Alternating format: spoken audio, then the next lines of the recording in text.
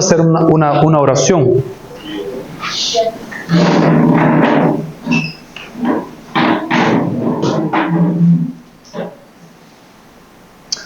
Amoroso Padre Celestial, gracias Señor por la mañana que nos está dando. Gracias por podermos estudiar el cuerpo humano, que es parte de la creación que lo hiciste. Queremos entender, oh Dios, no queremos solamente repetir una información. Queremos aprender a pensar por nosotros mismos. Y pedimos que tu Espíritu Santo nos imbúa y que nos guíe y que nos dé la sabiduría celestial. Que tú nos ayudes a nos desarrollar, no para nuestra vanidad, no para nuestra autoexaltación, pero para tu gloria. Para que podamos ser útiles, Señor, en nuestra familia, en nuestra comunidad y también en tu obra. Bendiga a cada uno de los que estamos aquí, los que están llegando aún, en el nombre de Jesús. Amén, Padre.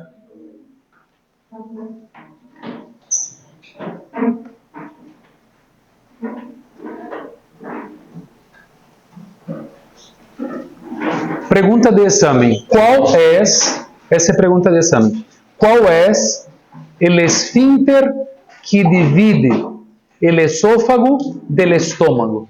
Se llama cardia o cardíaca, esfínter cardíaco, pero el nombre más usado es cardia. ¿Cuál es el esfínter o la válvula que divide el esófago del estómago? Cardia. Cardia. ¿Con X? No, con S. Cardias con X. Estómago del estómago. Ah, correcto. Sí. Entonces aquí llegamos a un órgano que es vital y fundamental para el proceso digestivo y que hace parte del aparato digestivo. ¿Qué es el estómago, no? Es un órgano que es extremadamente dañado a lo largo de los años por las personas se alimentarem mal. Es un órgano que es muy sensible a las emociones. Las personas sufren mucho de gastrite, de úlcera, de problemas digestivos, de dispepsia, que es cuando la persona tiene fermentaciones en la digestión y eso causa mala digestión. El término para eso es dispepsia o dispepsia. No sé exactamente el acento en español. Creo que es dispepsia. Dispepsia. Y todo eso es importante nosotros entenderemos porque nos va a tocar siempre atender pacientes con problemas en el estómago, incluso hermanos que son vegetarianos y hermanos que tratan se alimentar lo más adecuado que ellos conocen. Pero eso es muy frecuente. Y aquí nosotros entendemos entender varios aspectos. El aspecto anatómico y el aspecto nervioso. Porque ahí es donde está quizás gran parte de los problemas. ¿Cuáles son las funciones del estómago? Las funciones del estómago son varias, pero la principal de ellas es la digestión de los alimentos. Diferente de la boca, que es la masticación, es aquí lo que es la digestión. ¿Qué significa digerir? Es transformar un alimento del estado sólido para el estado líquido. ¿Ok? Y este líquido se va a llamar quimo gástrico. ¿Ok? Voy a repetir mientras que ustedes están anotando. ¿Cuáles las funciones del estómago? La principal es la digestión.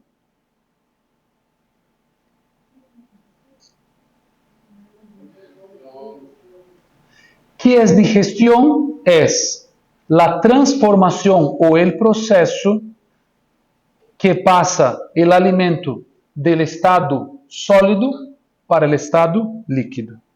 ¿Ok?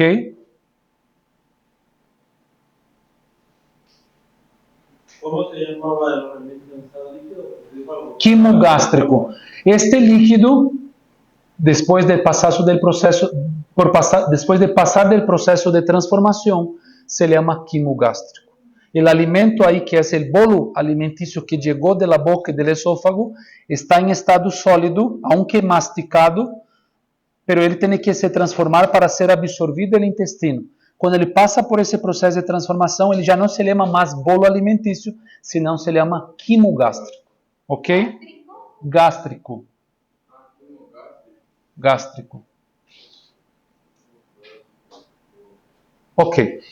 Hablando ainda de partes anatómicas, el estômago tem três partes principais. Aqui dá para ver, aqui temos, aqui chega, não? Aqui está na parte do esôfago, aqui ainda é o esôfago abdominal. Então, aqui está justamente a válvula cárdias. Então, aqui nesta parte, nós temos o que é o fundus del estômago, o fundo del estômago também, ok? Que é a parte que chega primeiro os alimentos. Os alimentos chegam e se armazenam nesta parte. Depois ele vai chegar para o corpo do estômago, que é essa parte mais mediana, até chegar justamente em antro gástrico. Gástrico porque estamos falando justamente do estômago, ok? Então temos três partes: o fundo gástrico, o corpo gástrico ou o corpo do estômago e o antro gástrico ou o antro ou a última parte do estômago.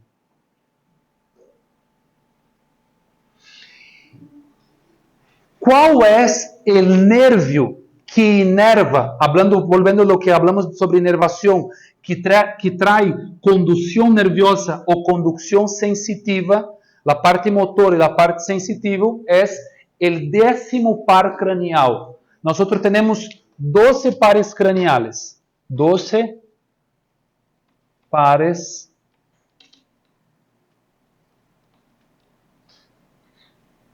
craneales. Y el 10º par, que se llama vago, o también se puede llamar neumogástrico.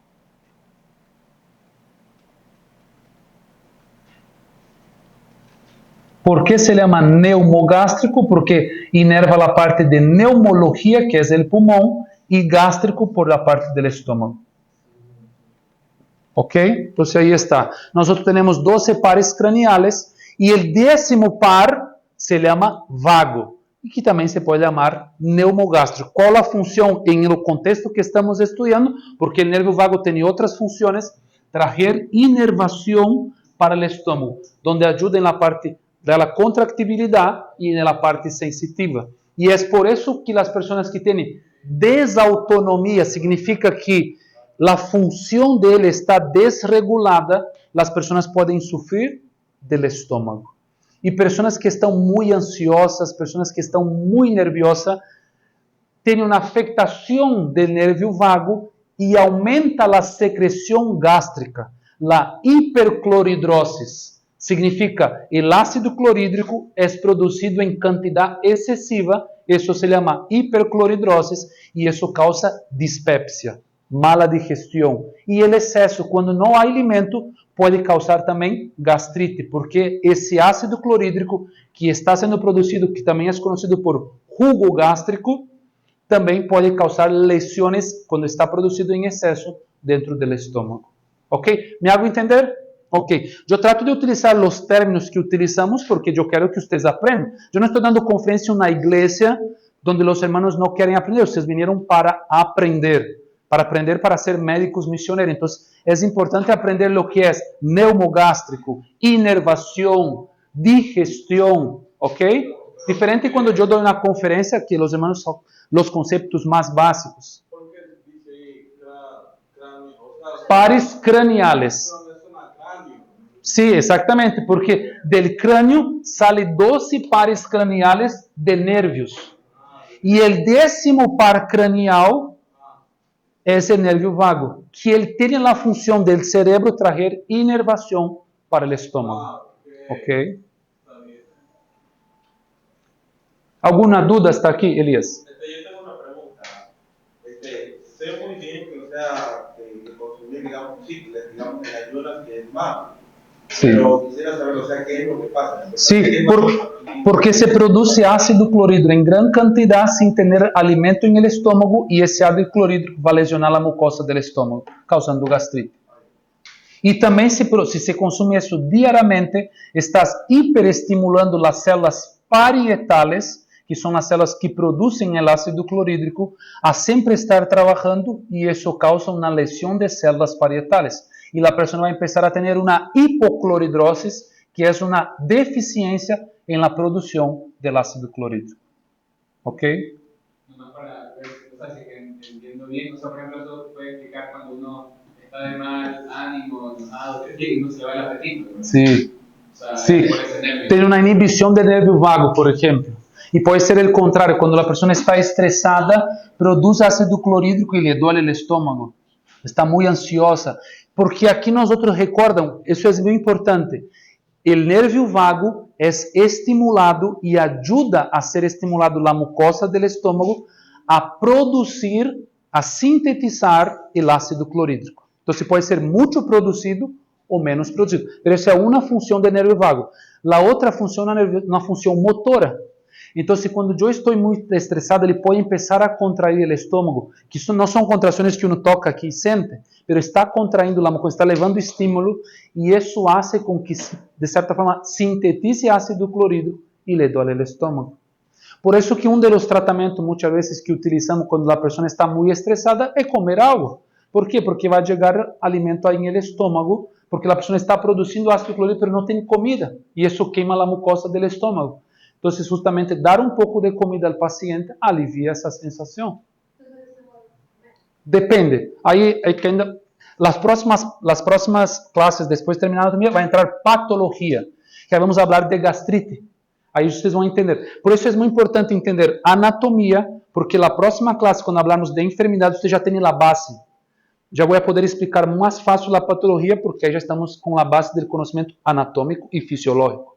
É uma construção, ok? É como o santuário, é como a justificação por la fé. Se não entendemos bem santuário, dificilmente vamos ter conceitos mais fáceis ou mais profundos da justificação por la fé. O santuário é o fundamento, a irmã White diz.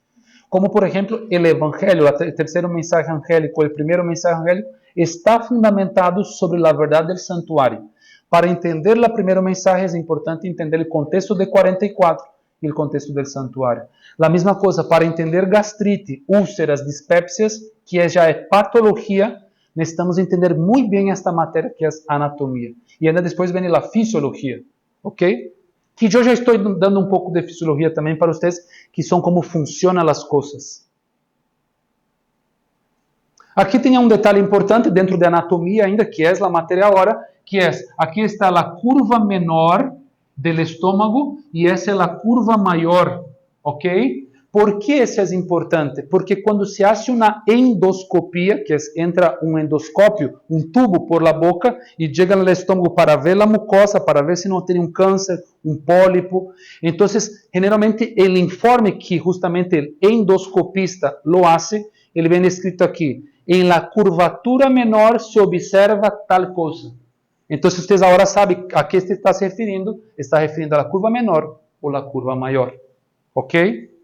Recuerda o que expliquei ayer. Qual a importância de estudar anatomia? Um dos aspectos que citei é poder entender melhor os exames de imagem. ¿Recuerdan o no? Entonces, ahí está, ahora vendo un poco eso en la práctica. También es cierto que cuando, digamos, las personas comen cantidades excesivas, o sea, el estómago llega a dilatarse. Como a estirarse, digamos así, y después para revertir eso es necesario eso que le recortan un pedazo. No.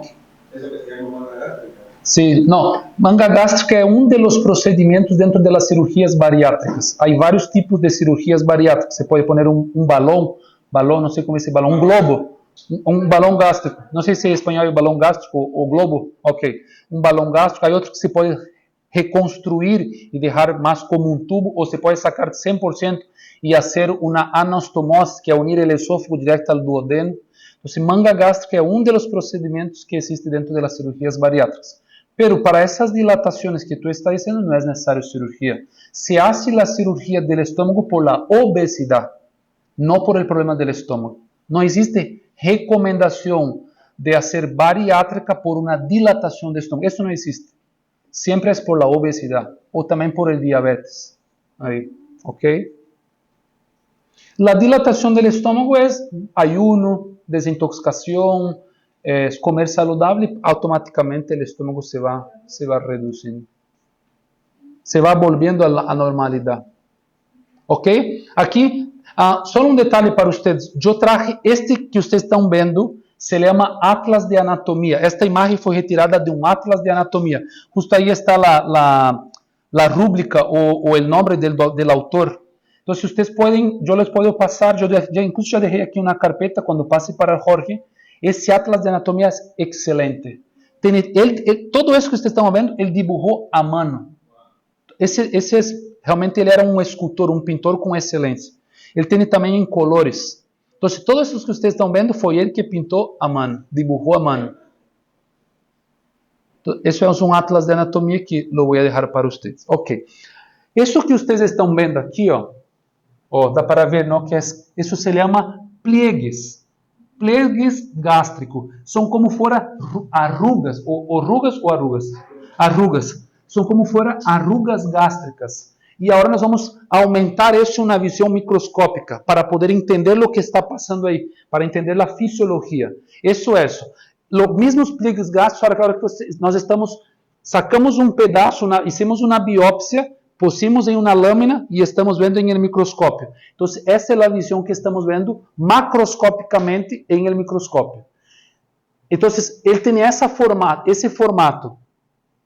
Por que tem esse formato? Porque a cada nível destes pliegues se produz determinadas substâncias.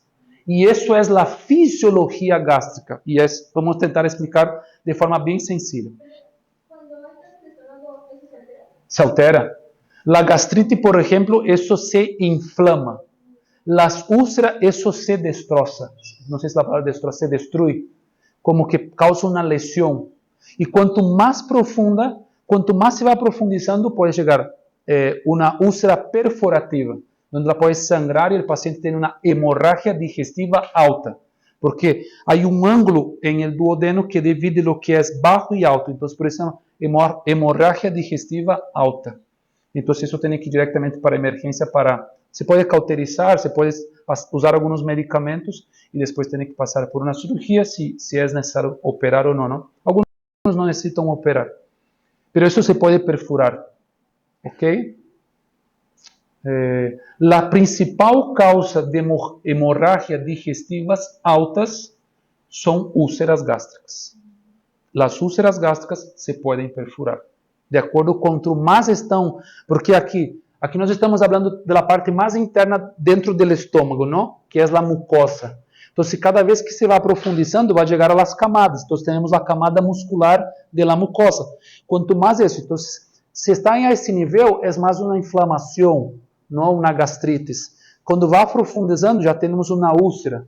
E essa úlcera tem vários níveis, e quanto mais profunda, pode invadir a muscular, que é quase a última camada do estômago, e isso justamente pode perfurar. Hablando aqui de los níveis, o que é importante? Nós temos a primeira parte, que são as células epiteliais, que são a parte mais superficial. Depois nós temos a mucosa, que é esta parte aqui, que mais ou menos a parte mais mediana. Depois nós vemos com as células parietales, que é onde se produz o jugo gástrico, que o nome que devemos utilizar é ácido clorídrico. Jugo gástrico é um nome popular da comunidade, mas nós devemos usar ácido clorídrico, ok? Depois temos a parte mais inferior, que é a parte muscular e submucosa, que é o músculo do estômago, e temos também a submucosa. Que é importante entender isso na parte da fisiologia. Aqui tem outro dibujo que também podemos utilizar para entender. Podemos dividir isso em três partes. Estamos falando de los pliegues gástricos.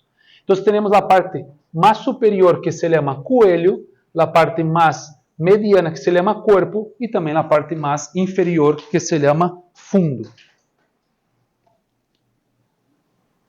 E também aí está justamente as mesmas partes que comentamos, pero aqui já entra agora as células que estão em cada uma destas partes, ok? Então, na parte mais superficial temos o epitélio mucoso, onde é produzido moco.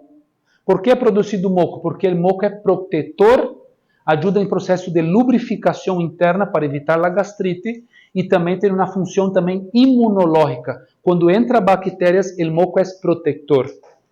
E também tem água e bicarbonato. O bicarbonato ajuda justamente a neutralizar que o ácido corroa a mucosa.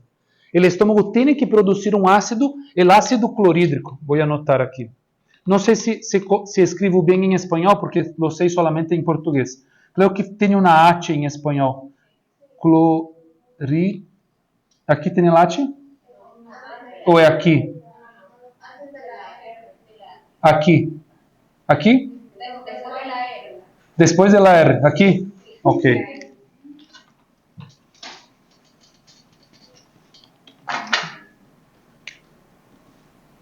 Oh.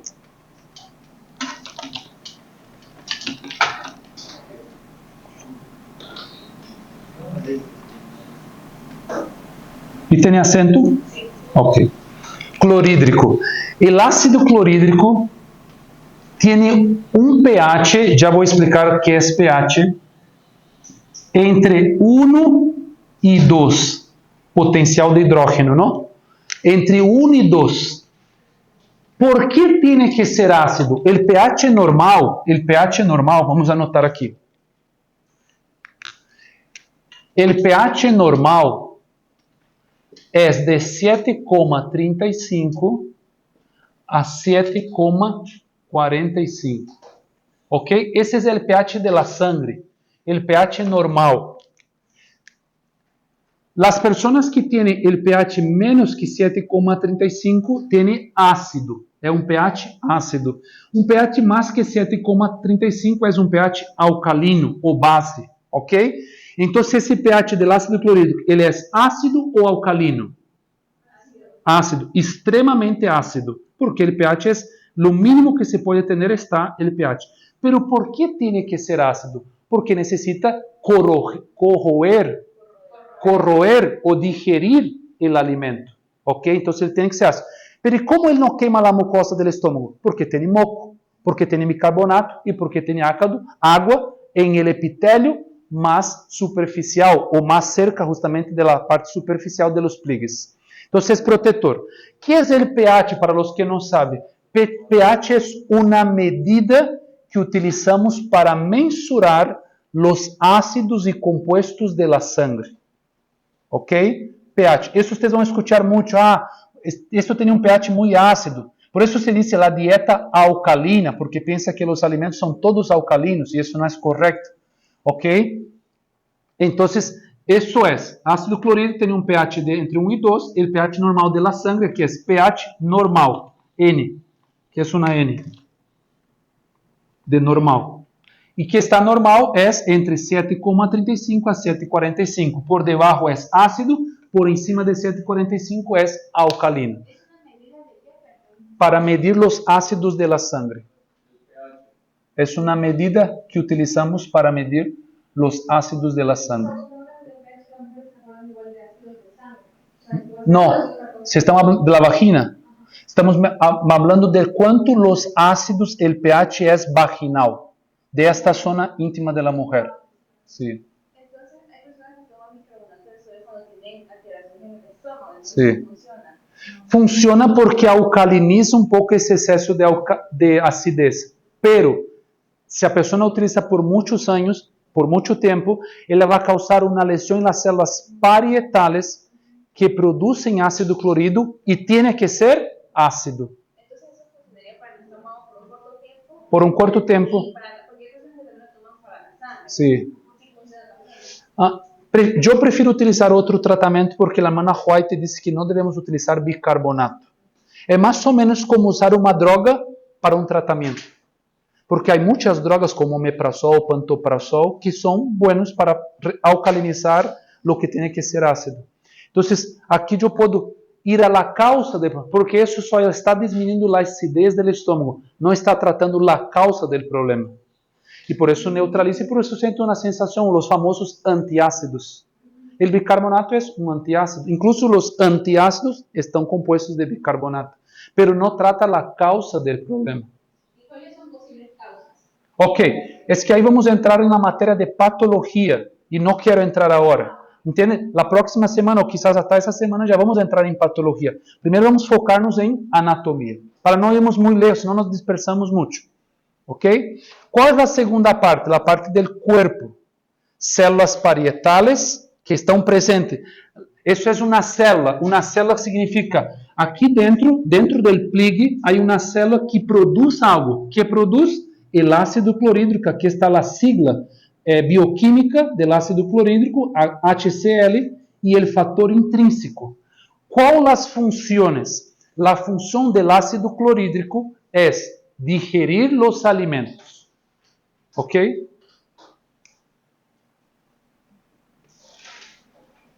¿Y cuál es la función del factor intrínseco? Ligar-se à vitamina B12 para ser absorvida en el intestino.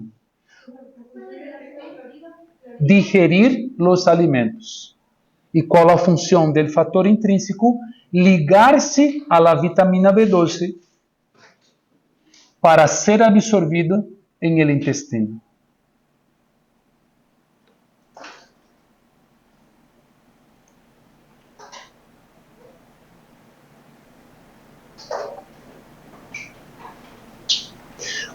¿Lograron entender todos lo que expliqué justamente sobre esa parte del pH?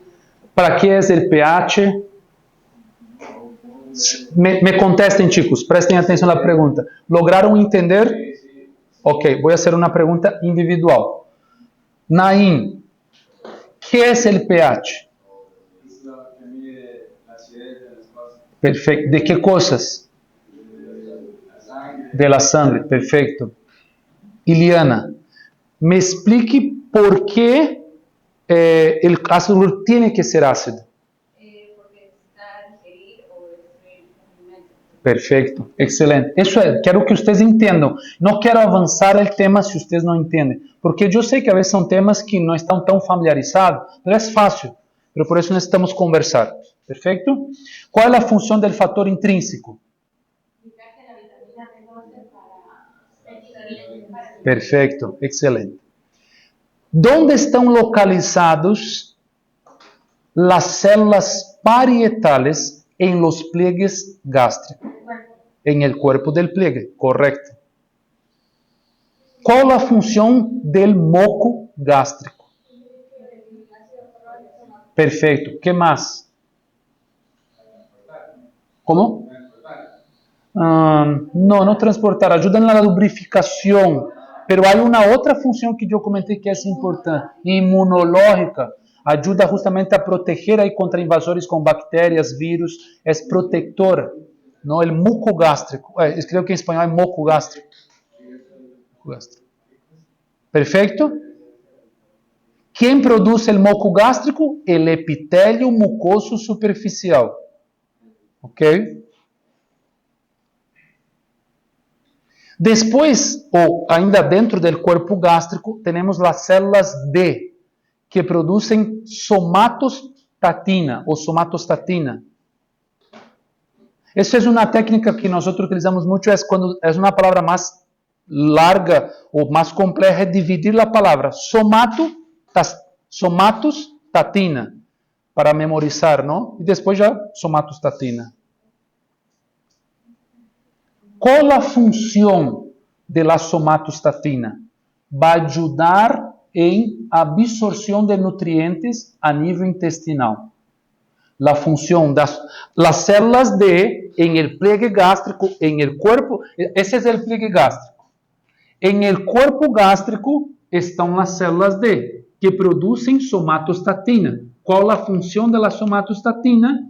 Ayuda en el proceso de absorción de nutrientes en el intestino.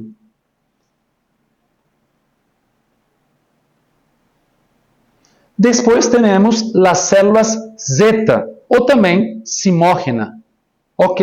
Que producen pepsinógeno. ¿Cuál es la función del pepsinógeno? Voy a esperar para que ustedes tomen nota. Entonces, ya en la última parte del pliegue gástrico tenemos el fundo gástrico y ahí tenemos dos células, las células Z y tenemos las células G. Entonces, las células Z o simógena producen pepsinógeno. ¿Cuál es la función? Ayuda en el proceso de digestión de carbohidratos. Ayuda en el proceso de digestión de carbohidratos. Pepsinógeno. Y también ayuda en el proceso de absorción de proteínas. ayuda en el proceso de digestión de carbohidratos en el estómago y ayuda a absorber las proteínas en el intestino. Y las células D, conocido también como... Ok, desculpa.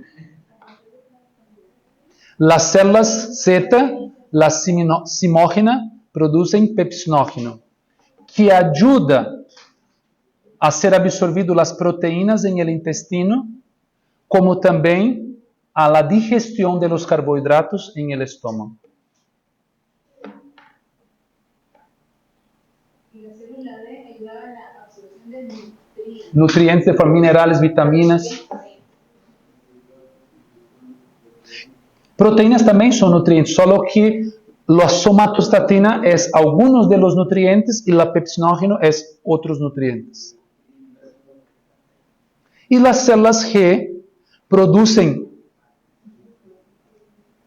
las células G que también son conocidas como las células gástricas, por eso de G de gástricas, son enteroendócrinas, significa produce una hormona. Y el nombre de la hormona es gastrina. ¿Ok? É uma célula, é a única célula hormonal do estômago. Células G, também conhecida como células gástricas, que é uma célula enteroendócrina. Por isso se chama enteroendócrina. Entero viene da palavra intestino, em grego. E endócrina porque a endócrina vem também da palavra em grego hormonas. Então, por isso é enteroendócrinas, que significa células hormonales del intestino. En este caso estamos hablando del estómago. Y produce una hormona. Esta hormona se llama gastrina. ¿Y qué hace la gastrina? Ahorita voy a hablar. Sí, ahorita voy a hablar. Para que ustedes tomen nota.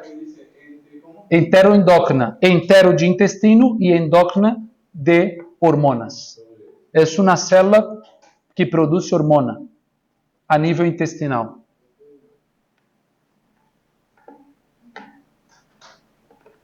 Y la gastrina tiene la función de regular y ayudar en la absorción de las hormonas intestinales. Regular y absorber, ayuda en la absorción de las hormonas intestinales.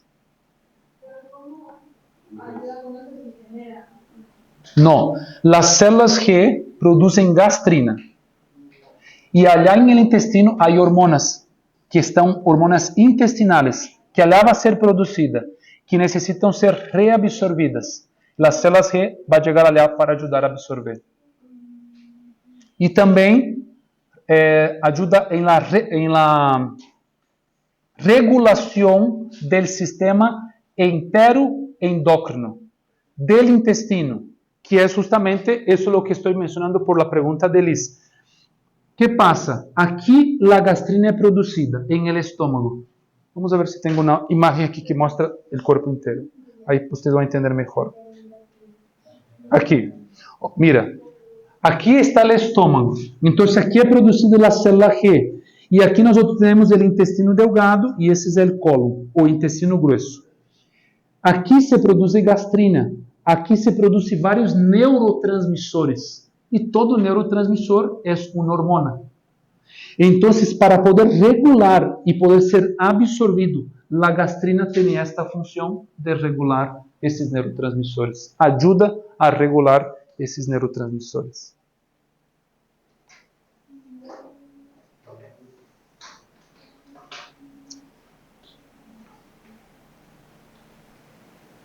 Ok, eso es otro gráfico, pero está bien parecido con el otro, quizás con un poquito más de detalles, pero es similar. Ahí están las células superficiales de la mucosa, las células parietales que producen ácido clorhídrico y factores intrínsecos, y hay otras más, por ejemplo, aquí ya está mencionando, por ejemplo, las células SL, que producen histamina, que es algo muy común actualmente de las personas que tienen algo que se llama reacción a histamina. Son personas que consumen determinados alimentos y que tienen inflamación por esto.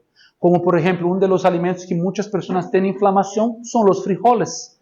Principalmente los peruanos. Los peruanos consumen frijoles y no le cae bien, y justamente eso. Yo creo, es una perspectiva médica, que la hermana White tenía una reacción a histamina, porque él no toleraba los frijoles, ¿no? Entonces, probablemente él tenía una lesión o tenía una alteración en la secreción de histamina.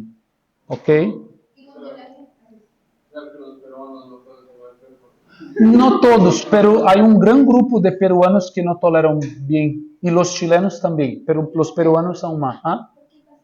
Probablemente debe ser una predisposición genética. Y también por ser poco de la cultura, como a muchos años ya no se consumen muchos, el cuerpo se fue adaptando y creando una cierta adaptación inmunológica a esto. Como por ejemplo los brasileños también tenemos otros alimentos que a veces también no toleramos, ¿no? Siempre está relacionado con la cultura local y el cuerpo va se adaptando a lo largo de los años. Yo he escuchado que cuando la gente es alérgica le recetan antihistamínicos.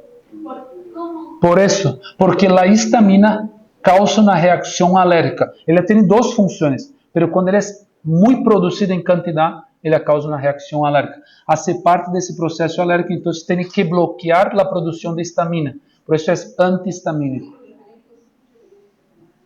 Sí. En la primera clase te mencionó que la histamina también se subía cuando se consumían muchos lácteos. Totalmente, por eso causa mucha reacción alérgica. Los lácteos hiperestimulan las células SL, haciendo con que se sintetice mucho histamina. Aquí yo hice un resumen, un cuadro, para tentar sintetizar un poco de lo que aprendemos hasta aquí. Aquí tenemos, por ejemplo, algunas hormonas que yo no mencioné todas, entonces no voy a entrar en mucho detalle para no hacer más difícil, pero hay un proceso, se sintetiza el origen de donde se sintetiza, el estímulo o la acción que va a tener a justamente participar de esa fisiología de la síntesis de ciertas hormonas gástricas. ¿Qué es importante aquí en esto? Que nuestro cuerpo trabaja de forma organizada. Hay un proceso digestivo que cuando yo pongo el alimento en la boca hay un estímulo nervioso. Ese estímulo nervioso empieza a llegar al estómago para preparar el estómago en la secreción de sustancias. Ahí viene justamente lo que es el ácido clorhídrico, factor intrínseco, secretina, gastrina, todo lo que son las células que van a ser activadas para empezar a producir sus determinados compuestos que van a participar en la digestión. ¿Ok? Entonces, puse el alimento en la boca. Aquí hay un sistema también nervioso que está conectado con el cerebro, principalmente los pares craneanos, que va a mandar una información para el sistema nervioso central, que va a mandar una información por el nervio vago, el 10º par craneal, para que el estómago esté preparado y comience a prepararse a la producción más de moco, en la gastrina, ácido clorhídrico, factor intrínseco, para que cuando llegue el alimento ahí, empiece el proceso digestivo. Y automáticamente eso ya manda otra información para el intestino que va a abrir los enterócitos para que cuando llegue el alimento ahí, se haga la absorción de esos nutrientes y también de toxina muchas veces, depende de que uno come, para pasar lo que es para las venas del sistema porta para llegar al hígado. ¿Me hice complicado? Sí, ok. Estoy intentando hacer lo más fácil posible. De verdad, estoy siendo sincero.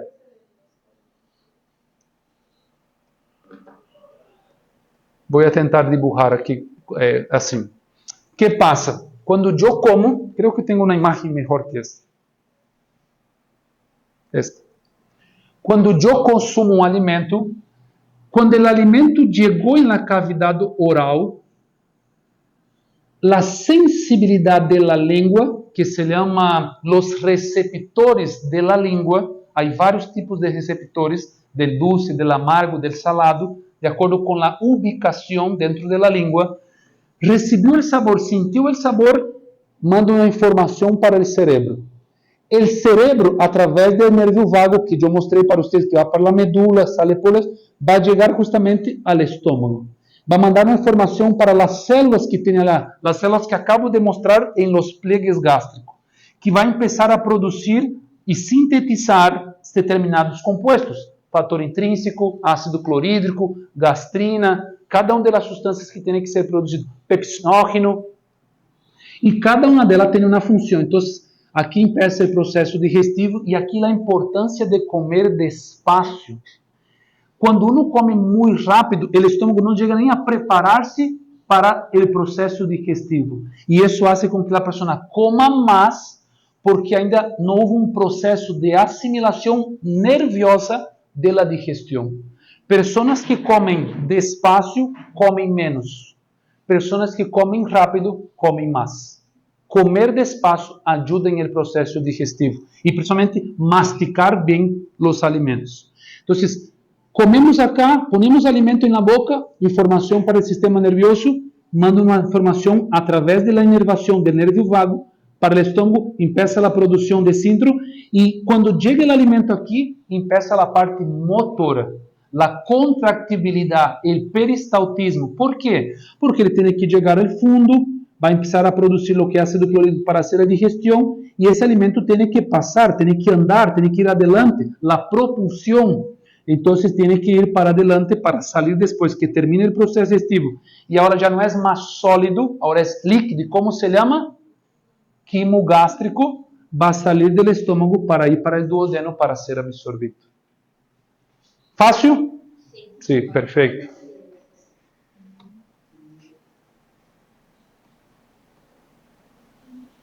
Aqui também vocês podem sacar uma foto, mas não tomem nota porque isso vocês podem entender depois, mas podem sacar uma foto. Há outras células mais. Eu puse isso só para que vocês possam ter, se querem aprofundizar, mas não vou explicar. São outras células que também estão no estômago e que também produzem outros tipos de substâncias. É um sistema bem detalhado, mas para nós podemos ver aqui a glória de Deus. Como o Senhor foi tão específico e detalhista para realmente ajudar-nos a entender o processo digestivo. Aqui é um detalhe importante, aqui podem tomar nota. Capacidade do estômago. Não existe nenhum livro. Quem faz os estudos disso são os fisiologistas e os anatomistas. Ou pode ser que eu esteja falando em português e pode ser que em Portugal seja fisiólogo e anatomólogo, não sei como diz em espanhol. Ok, pero em português é anatomista e fisiologista. Ok, então, por que mencionei isso do fisiologista e do anatomista? Porque nenhum tem um valor exato. Por quê? Porque isso varia com a idade. Um niño tem uma capacidade cúbica ou até em centímetros diferente de um adulto. E com o passar do tempo, o estômago se reduz, porque se vai atrofiando a musculatura do estômago, se reduz em capacidade. Estamos falando de densidade. Quanto o estômago tem a capacidade de adentrar lo que é medido. Então, mais ou menos é isso que está aqui na pantalla. Medida em volume, ml ou centímetros. Valores clínicos. Em ayuno, o estômago está aí com a capacidade de 50 ml, que é generalmente o que está aí de quimo gástrico, de reserva e um pouco de água. E de muco também.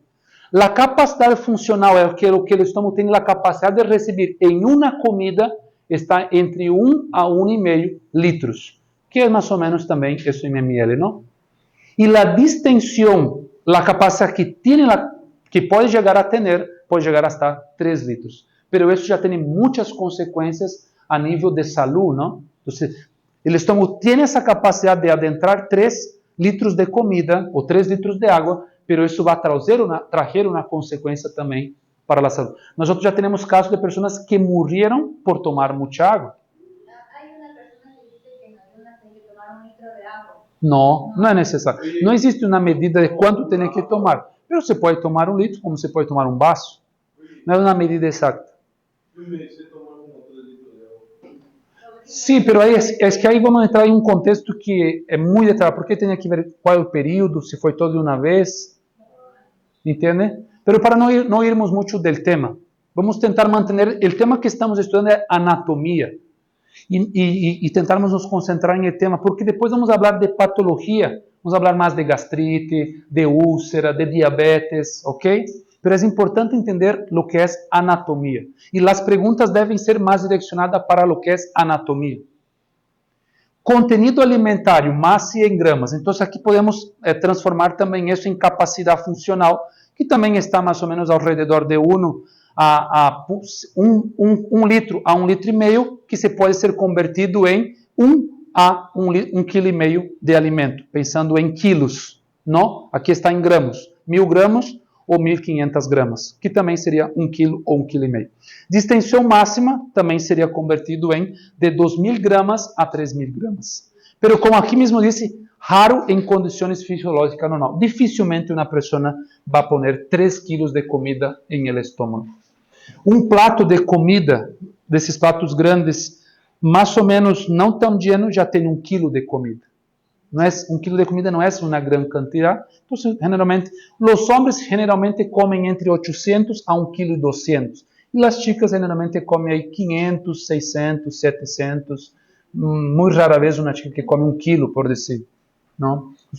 Quem frequenta buffet, que pesa a comida, generalmente sabe quanto mais ou menos come. Não? Eu generalmente como, depende da hambre que tenho, entre 800 a 1.200 gramas.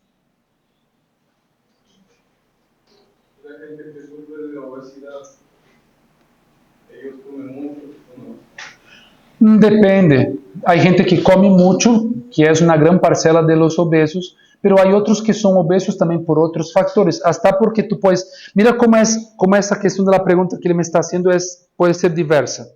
Eu posso ter um pote ou um bol, ok, lleno de lechugas, quantidade que é, e não tem 100 gramos de calorias.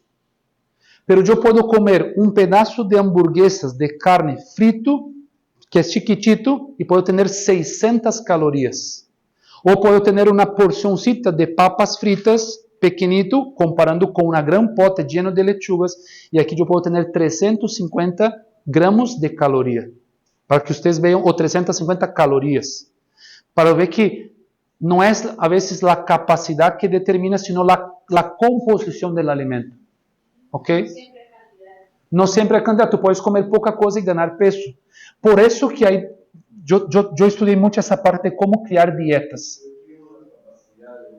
Sim, aqui sim, são dois temas diversos por haver hecho essa pergunta. Aqui estamos falando de capacidade cúbica em centímetros, em litros ou em gramas.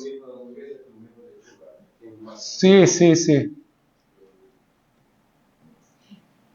Ok, então, como se chama o esfínter que termina a salida do estômago para entrar ao duodeno? Píloro. Píloro. Pode ser que em espanhol como é?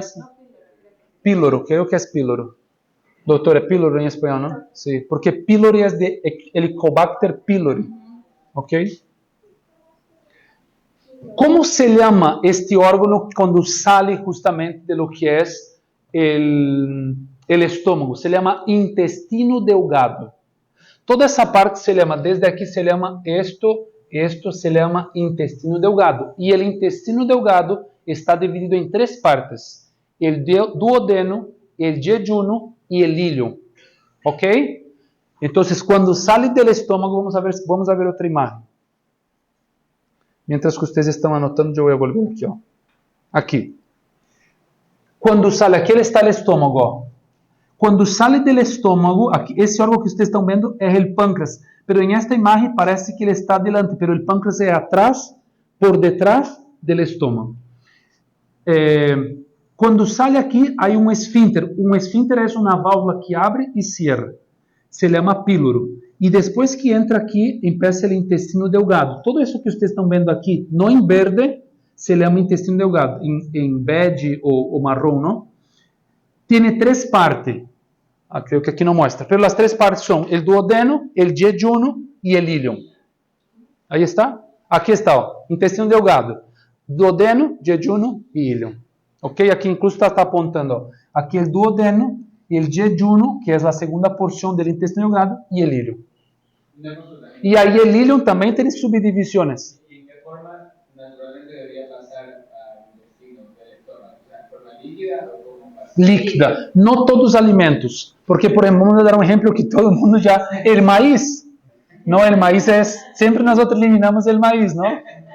Por quê? Porque a composição do maíz não consegue chegar a ser digerido por el ácido clorídrico. Porque não necessita. Pero porque consegue absorber los nutrientes que tiene sin llegar a ser totalmente absorbido en estado líquido. O sea, igual absorbemos nutrientes del Y de la misma maíz. forma, aunque no se dijera como quimogástrico. Hay muchos alimentos eso. Los frijoles también, de cierta forma, también tienen esto. La beterraba o remolacha también, Entonces, digamos, en el estómago queda realmente leche líquida la comida. con un poco de sólido. Ok. Sí. Y eso pasa. Sí, por eso que nosotros también formamos el bolo fecal, que es nuestros popós, ¿no? Que es la materia, así, las heces. ¿Por qué? Porque ahí tenemos un poco de materia sólida y cuando llega en el colon va a ser absorbido la agua. Y entonces se va a formar ahí completamente en la materia fecal. Voy a explicar un poco más ainda en esta clase ahora cuando hablamos del colon.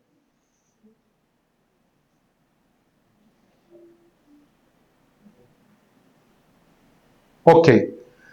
El duodeno, perdón, se fue, recibe los jugos digestivos del páncreas y la bilis del hígado para descomponer grasas, proteínas y carbohidratos. Entonces aquí vamos a entrar un poquito las funciones de cada parte del intestino delgado, duodeno, jejunum y íleon. El duodeno tiene la principal, aquí va a desembocar, justamente va a venir los ductos que vienen de las vías biliares del páncreas, del hígado y de la vesícula y va a llegar justo aquí en la segunda porción del duodeno. Y aquí hay un detalle importante. Mientras que ustedes están anotando, yo voy a borrar eso porque voy a anotar. Es importante saber lo que voy a decir. Es importante anotar lo que voy a decir. Voy a recapitular ese detalle. En el duodeno va a desembocar es que va a llegar ahí lo que es el ducto que viene del páncreas, que se llama ducto de Wilson, y va a también llegar lo que es el colédoco, que es colédoco, que es el ducto que viene del hígado, que se une con lo que es el cístico de la vesícula y forma este ducto que se llama colédoco. Cuando hablo del hígado, ustedes van a ver ese ducto. ¿Ok? Entonces viene un ducto del hígado y de la vesícula que se une junto y forma un ducto, se llama colédoco. Y otro ducto que viene del páncreas se llama ducto de Wilson o conducto de Wilson. ¿Ok? Que va a llegar a dónde? En la segunda porción del duodeno. ¿Perfecto? Y hay algo que se llama, creo que tengo aquí anotado, a ver si tengo. ¿Cuál es la pregunta? Wilson.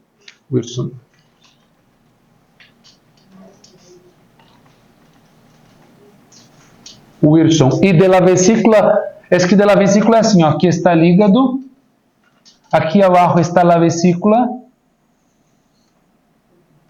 y entonces viene un ducto de acá que se une con ese ducto, entonces ese aquí se llama hepático común, ese se llama cístico y aquí esa porción se llama colédoco.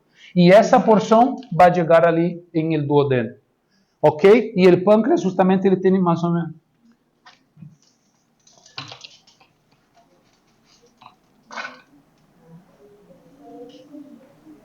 El páncreas tiene más o menos esta forma y él tiene un ducto que viene desde aquí se llama cola, aquí se llama cuerpo y aquí se llama, no, perdón, aquí cabeza, cuerpo y cola. Y aquí viene un ducto y ese ducto se llama ducto de Wilson. Y ese ducto va a llegar allá al intestino para liberar sustancias ahí que van a ayudar, justo lo que leía ali, van a ayudar en la digestión de grasas, carbohidratos y proteínas. Ya voy a explicar eso con más detalle. Pero lo que quiero enfatizar aquí es que en la segunda porción del duodeno, aquí está el esfínter del estómago, aquí esa foto no está en el estómago, entonces aquí termina, justamente viene lo que es el intestino delgado, y el intestino delgado tiene tres partes, duodeno, jejunum y íleon. Y el duodeno, que es una parte del intestino delgado, tiene dos porciones, la primera porción y la segunda porción. En la segunda porción del duodeno, es donde va a desembocar el conducto de Wilson y el colédoco. ¿Ok? Colédoco. Colédoco.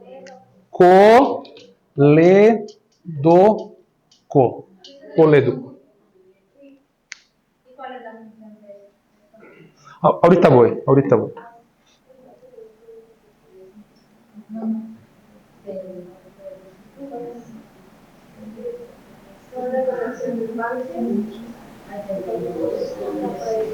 Aqui está lo que quero enfatizar.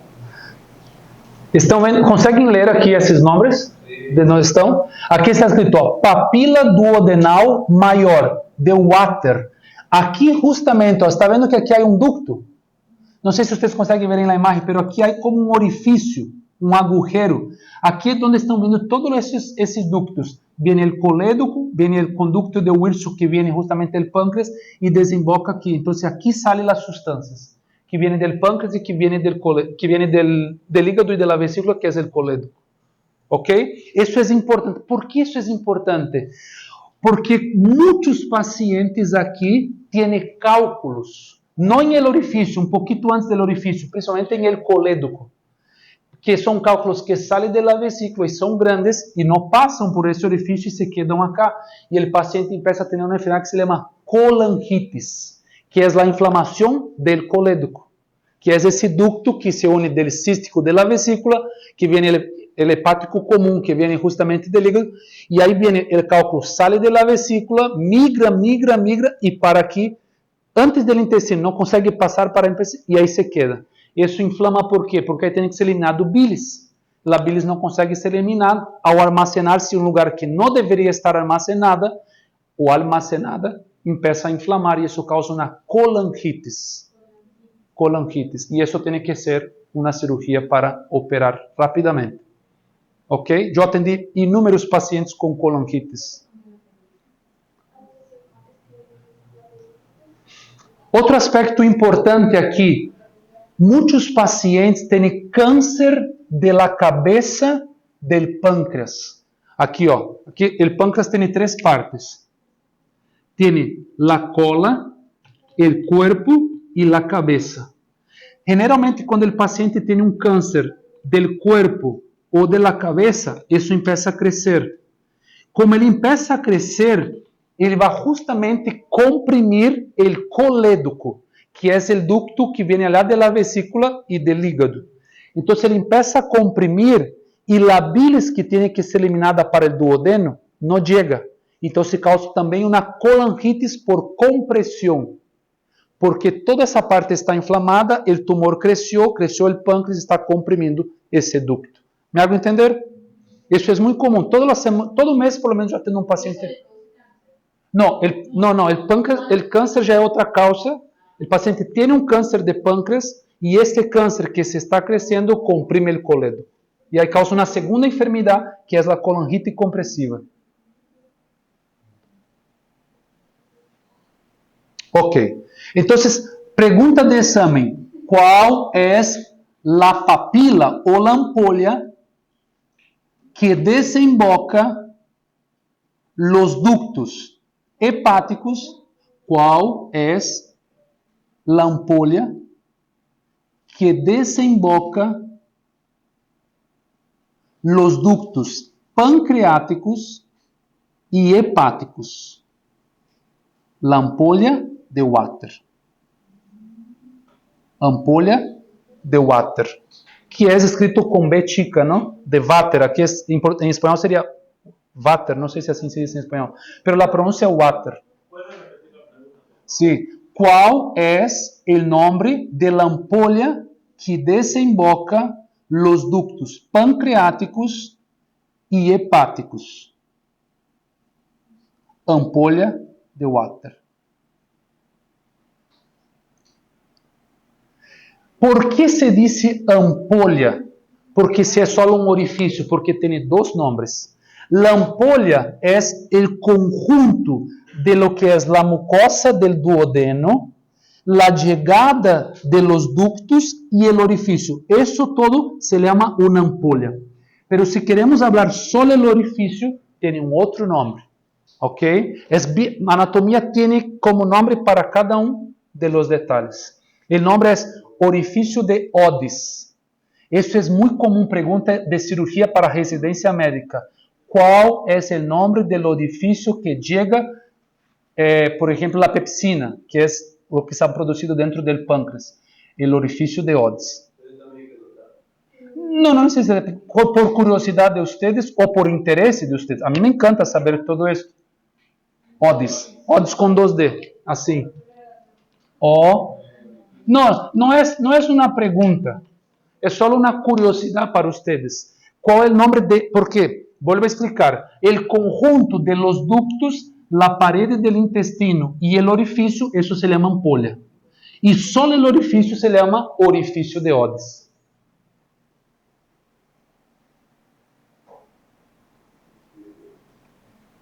Y aquí está escrito Odis con 2D. Perfecto. ¿Cuál es la preste atención a la pregunta, sin mirar la pantalla. ¿Cuál es el nombre de la segunda porción del intestino delgado? Jejunum. Perfecto. ¿Cuál es el nombre de la última porción? Ilium. Excelente. El ilium está subdividido en 3 partes. El hilo inicial, el hilo intermedio y el hilo terminal. Que casi no utilizamos esas terminologías. La palabra más que utilizamos es el ilium y el hilo terminal. ¿Por qué? Porque no usamos hilo inicial y hilo intermedio. Porque son partes que no son tan lesionadas en la patología. Pero el hilo terminal hay muchas enfermedades. Y el hilo terminal es donde más se absorben nutrientes. Por ejemplo, la vitamina B12 es absorvida en el hilo terminal. Entonces vamos a ver dónde está el hilo terminal para que ustedes entendan bien. Aquí empiezo duodeno.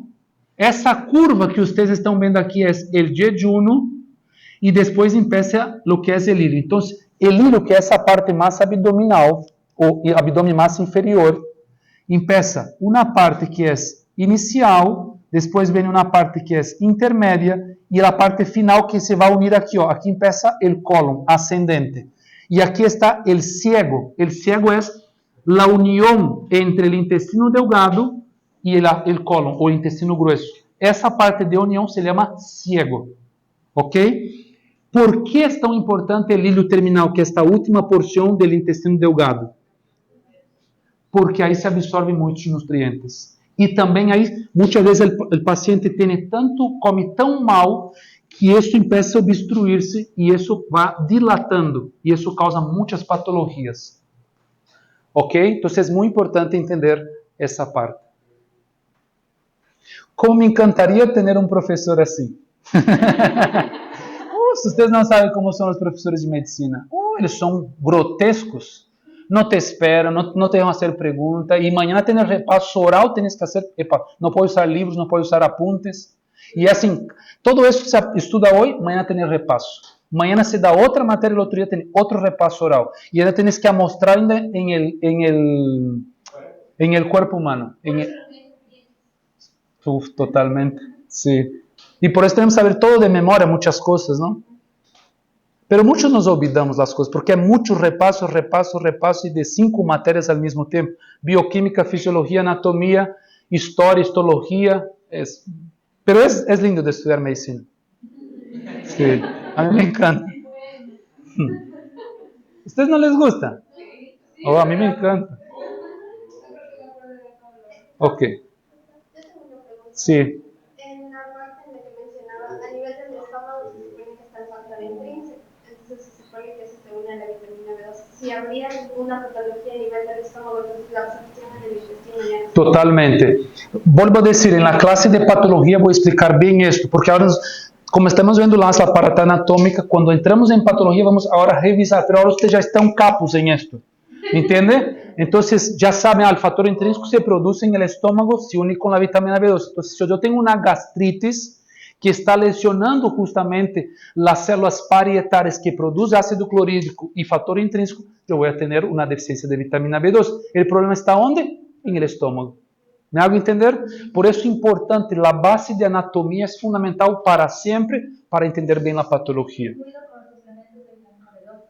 Eso incluye el suplemento de vitamina B12. Si la persona tiene una gastrite, mismo que esté tomando vitamina B2, puede ser que no consiga.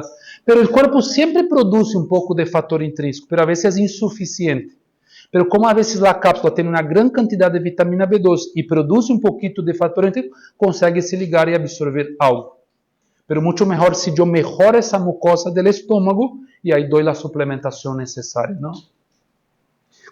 No sé si es que podría dar 50 temas. Uno de los temas que es una clase que me gusta mucho dar es vitamina B2, que es solo una clase só de vitamina B2, es unas 2 horas de vitamina B2, porque las deficiencias de vitamina B2 se pueden dar por muchas causas.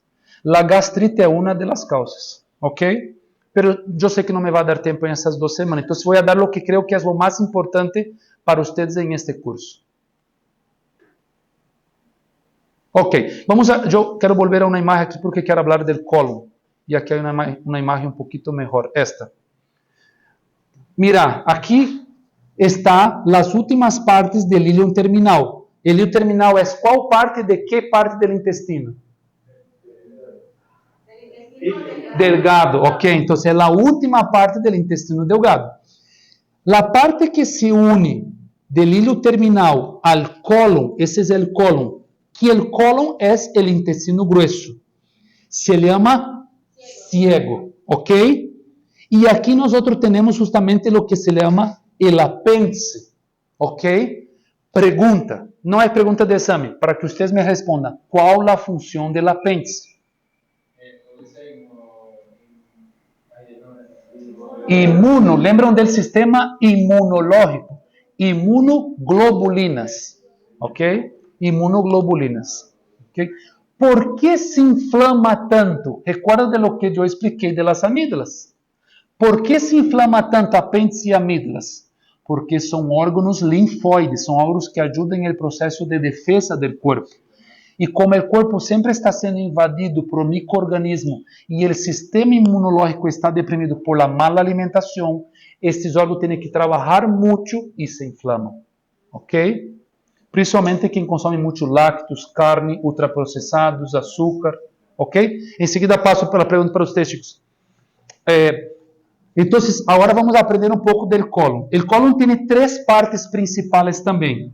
O cólon ascendente, transverso e descendente. E aí, dentro do descendente, entra também o que é o cólon sigmoide, e aí entra depois o recto, que não é exatamente do intestino grosso, que já é uma outra porção do aparato digestivo, que é o recto e o ano. Ok? Para que me respondam, qual a função do intestino grosso? Terminar de absorver nutrientes. Que nutrientes? No, la absorción de vitamina B12 es ¿en qué parte? El hilo terminal, el intestino delgado. En el intestino grueso, ¿cuáles nutrientes son absorbidos? Agua, excelente. Lo principal, la absorción de agua y un poco de lo que no fue absorbido en el intestino delgado. Entonces, continúa un poco de absorción de proteínas, de minerales, de vitaminas, pero principalmente de proteína, de grasa y agua. Eso es lo que más se absorbe en el intestino grueso. Agua, proteína y grasa. Ok? En caso de que yo fuera a hacer una pregunta para ustedes, no estaría considerando si usted no pone vitaminas, no. Estaría considerando principalmente agua, proteínas y grasas. Pregunta aleatória. ¿De qué están formadas las proteínas?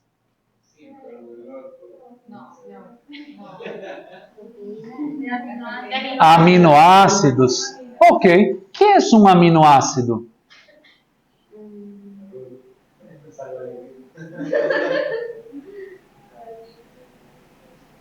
Ok, nos dejamos esto. Pero eso es importante, eso nos hace pensar que a veces nosotros utilizamos hasta los aminoácidos, pero ni sabemos lo que es un aminoácido.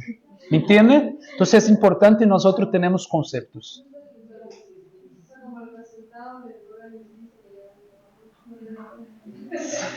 Pero no define el aminoácido. Es una partícula. Pero, ok, vamos para... Es solo para hacer ustedes pensarem. Ah, só um detalhe, as chicas que não estavam, Iliana e Jardel, e creio que Naim, que haviam salido. Vocês têm tarefa para amanhã em la tarde e para domingo em la tarde. Já passei por grupos, ok? Então, vocês comunicam-se com o grupo de vocês porque ustedes tienen tarea para presentar mañana en la tarde y domingo en la tarde. Aquí entonces podemos entender ahora un poquito más sobre lo que son las vías biliares. Pero aquí yo hice un resumen, si ustedes quieren también sacar foto. Funciones del intestino delgado. Ya expliqué casi todos. Digestión de carbohidratos, proteínas y grasas. ¿Por qué dice digestión aún si la digestión ya empezó en el estómago? Recuerden lo que viene del hígado y viene también del páncreas. Ahí también vienen ciertas sustancias, compuestos que ayudan ainda en el proceso digestivo. Por ejemplo, del páncreas viene pepsina, viene amilase y viene lipase. ¿Cuáles son las funciones? La amilase, digestión de almidones, carbohidratos. La lipase, digestión de las grasas. Y los pepsinógenos, digestión de las proteínas. ¿Ok? Y también produce insulina, glucagón, que es para la regulación de la glucemia, que también llega al intestino. ¿Ok? Amilasa, almidones y carbohidratos. Lipasa, grasa. Y pepsinógeno, proteínas y también o aminoácidos, ¿no? Que es lo mismo. Absorción de nutrientes, absorción de vitaminas y minerales, absorción de agua y electrolitos, producción y liberación de enzimas digestivas, transporte de nutrientes hacia la sangre y linfa, regulación de hormonas digestivas, ya comenté eso sobre los neurotransmisores, defensa inmunológica porque también tiene muco intestinal, neutralización parcial, y aquí en defensa inmunológica también entra la microbiota intestinal, que son bacterias que protegen nuestro cuerpo, neutralización parcial del ácido. ¿Por qué? Porque del hígado y del páncreas viene un poco de bicarbonato dentro de este compuesto, de estas sustancias que son eliminadas por el páncreas y por el hígado, que va a llegar en la ampolla de water. Justamente está con justamente un poco de bicarbonato, y es eso que consegue proteger el intestino del ácido clorhídrico que viene en el quimo gástrico, que viene lá del estómago, ¿ok? Movimiento y propulsión del alimento, que se llama peristalsis, absorción de ácidos grasos y aminoácidos, absorción de la vitamina B12, ya comenté, y también de sales biliares, comunicación con microbiota intestinal, las bacterias, no es solo bacterias da microbiota, hay virus, hongos y bacterias. No, perdón, creo que repetí. Virus, bacterias, hongos y parásitos. Todo esto forma la microbiota intestinal, porque a veces pensamos que todo esto es malo. No, existen hongos buenos, existen parásitos buenos que el cuerpo consegue convivir con eso sin generar patología. El problema es cuando hay un desequilibrio de esto y genera las enfermedades. Y eso se llama disbiosis. La disbiosis intestinal es el desequilibrio de la microbiota intestinal. Y también barrera contra toxinas y microorganismos patógenos. ¿Ok? Cuando realmente eso está desequilibrado, el cuerpo tiene un sistema de regulación para proteger nuestro cuerpo. Ok, chicos, voy a parar entonces aquí. Falta una parte, pero podemos continuar, no tenemos tanta prisa así. Lo importante es aprender. Yo ya sé que es bastante contenido desde el día sábado, ¿no? Obra médico-misionera, memorización, ya vimos un poquito también de anatomía y ahora fisiología. ¿Muy difícil? No, yo creo que no es difícil, yo creo que siento que es un poco de contenido, así, volumen de contenido, ¿no? Pero es importante repasar. Entonces, en la clase de la tarde, voy a tratar de nosotros conversar un poco de lo que vimos hasta aquí y no tanto avanzar más para que podamos solidificar y sedimentar el conocimiento. ¿Está bien? Sí. Buen descanso y vamos entonces para nuestra actividad. Vamos a hacer una oración para concluirnos. ¿Quién podría orar?